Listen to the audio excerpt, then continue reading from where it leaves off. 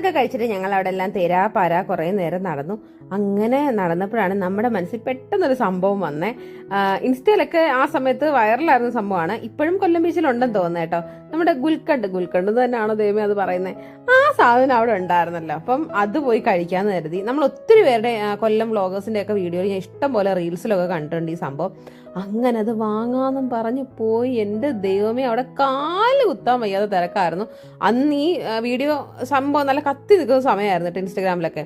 അങ്ങനെ ആ സമയത്ത് തന്നെ ഞങ്ങൾ ചെന്നത്. അങ്ങനെ ഭയങ്കര തിരക്കായിരുന്നു, ഭയങ്കര ജനമായിരുന്നു കേട്ടോ. കാരണം അവർ നിമിഷം കൊണ്ട് ഉണ്ടാക്കി വെക്കുന്നു, പേയ്മെൻറ്റ് ചെയ്യുന്നു, ആൾക്കാർ വാങ്ങുന്നു.